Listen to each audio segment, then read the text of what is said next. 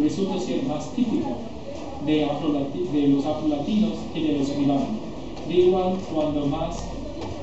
manera, cuando más que un testimonio habla del mismo evento, las similitudes y diferencias entre sus testimonios nos ayudan a distinguir entre los elementos producidos por una perspectiva particular y los productos de la mediación burocrática.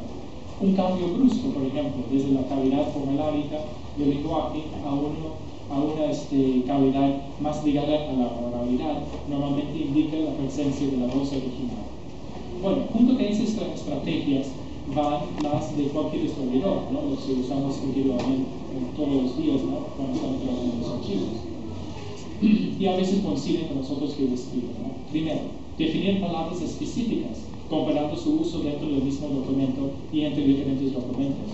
2. Examinar la interacción entre preguntas y respuestas en los interrogatorios, cómo las preguntas estructuran la narrativa, y también en qué partes va el testimonio más allá de la pregunta, ¿no? 3. Cuando hay más que un testimonio sobre el mismo elemento, ¿no? ¿Qué aprendimos de las similitudes y las evidencias, ¿no? 4. ¿Qué tipo de documento es? ¿Quién lo creó? ¿A quién está dirigido? ¿Cuál es su función? Muchas veces tenían una función especial dentro de una institución, un sistema colonial o religioso. 5. ¿Qué nos enseña ese documento? ¿Cuáles preguntas nos contestaban, ¿no? 6. Podemos leer entre los renglones, ¿no? para revelar los temas que motivaban a los participantes en su creación y en los eventos que el texto describe. 7. ¿Sobre qué asuntos o temas nos dice nada el texto, ¿no? ¿Cuáles son los silencios, ¿no? ¿Qué preguntas sugiere que necesitamos buscar otras fuentes para contestar? ¿Cómo pueden los lectores emplear otros documentos para superar esos silencios? 8. Y final, considera cómo lo que van describiendo, lo que van descubriendo en los documentos coincide con la establecida narrativa histórica para un periodo, o que les lleva a ustedes, los otros investigadores, a cuestionar la narrativa establecida. Bueno, hasta el momento, y estoy acercándome más o menos al final, los últimos 3 páginas. Acá. Hasta el momento me han invitado más a darles una charla bastante general, ¿no? sobre uno de los proyectos de rescatar voces afrolatinas como fuentes históricas y literarias. Por supuesto, hay otros, ¿no? Y hay otros que se han dado como documentales en la televisión pública en los Estados Unidos que tienen capítulos dedicados específicamente a Perú, donde van entrevistando diferentes historiadores acá, visitando diferentes sitios, incluso profesores de San Marcos que viven ahí, ¿no? Para terminar, quiero describir un grupo de las narrativas, un grupo a que contribuí algunos casos de mis propias investigaciones. Y si tienen más interés, pueden ver este libro que mencioné. O pueden venir mañana, voy a dar otra charla específicamente sobre las investigaciones que he hecho a las 6:30 en el posgrado de Ciencias Sociales, organizado por el profesor Francisco Quirós, ¿no?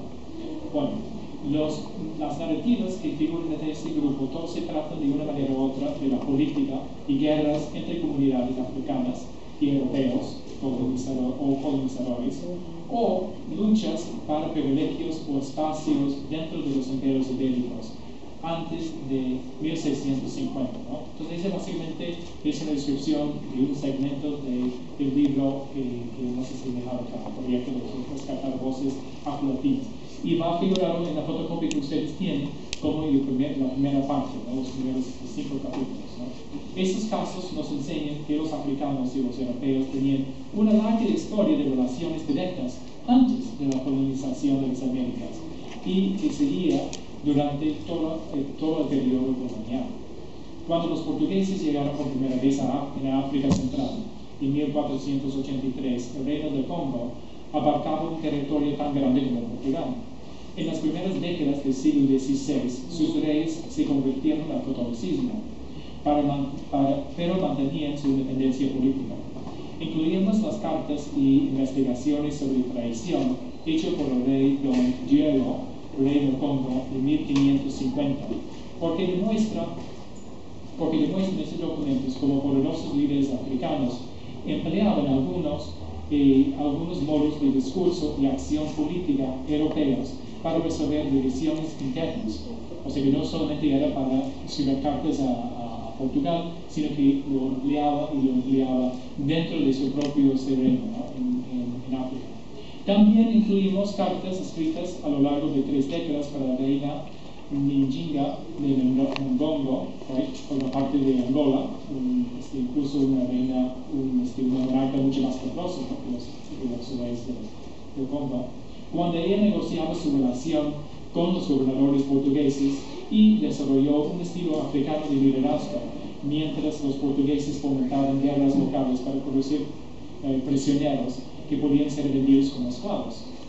Aunque la gran mayoría de africanos llegaron a las Américas como esclavos directamente de la África, algunos de los que influían en el mundo iberoamericano vinieron de comunidades afroibéricas en el sur de Portugal y España, donde habían sido introducidos como esclavos desde al menos 1424, y llegando a ser unos 5.000 personas vendidas en la península hasta 1492, y entre 700.000 y 800.000 entre 1450 y 1750, en ciudades como Cádiz, Ayamonte, Sanlúcar de Barrameda, Sevilla. Los afroibéricos podrían haber llegado a ser 1 cada 4 o 5 habitantes para finales del siglo XVII, o sea que era una minoría significante. Desde esta población afroibérica, que incluía gente libre y esclava, a mediados del siglo XVI salían europeos negros como marineros y soldados en servicio de la monarquía española. Entonces incluían peticiones de sus parientes femeninas reclamando sus derechos y privilegios como sujetos leales, no súbditos leales del rey, con todos los beneficios correspondientes como fuero militar, sueldos, recompensas, licencias oficiales para viajar y reconocimiento público como servidores de la corona. En otros documentos es visto como afrodescendientes en Andalucía, sin una reacción militar, establecían su estatus legal como cristianos viejos frente de los jueces reales, y así consiguieron licencias oficiales para viajar sin impedimento a las Américas. Traídos a las Américas a la fuerza, muchos africanos y algunos afroibéricos se escapaban y formaron comunidades clandestinas llamadas palenques, o quilombos, macombos en Brasil. En muchos casos, sus líderes negociaban con las autoridades españoles y portugueses, dependiendo del caso, ofreciendo lealtad a la corona a cambio de una coexistencia pacífica.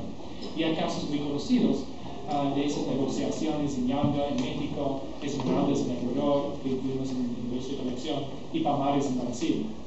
Como un ejemplo de ellas, incluimos también la petición hecha en 1586 por el líder afroibérico de Esmeraldas, Alonso de Illescas, cuyos esfuerzos mantenían libre su comunidad, un conjunto de pueblos, unos cuantos miles de personas, y 2 décadas después resultó en un acuerdo oficial con el gobierno español en Quito, libertad por los cimarrones a cambio de un cese de hostilidades por ambas partes y la instalación permanente de un sacerdote en una cabecera nueva en la costa. Alrededor del puerto de Cartagena de Indias existían muchos palenques autónomos, ¿no? Palenques más pequeños, palenques que no existían, no duraban tanto tiempo, ¿no? Pero llegaron a ser importantes también porque son muy numerosos y son más típicos, más comunes, más como los palenques que existían en Perú, en otra parte de México, en otras partes de las Américas, ¿no? En el palenque específico que estudiamos, ¿no? Incluimos en esta colección, el palenque autónomo de Limón albergó unos 200 habitantes cuando fue atacado en 1633. Algunos de los prisioneros fueron interrogados por la Inquisición de Cartagena, revelando muchos detalles sobre el funcionamiento cotidiano de una comunidad clandestina y sobre la variedad de actitudes de los residentes hacia sus amos españoles y el gobierno colonial.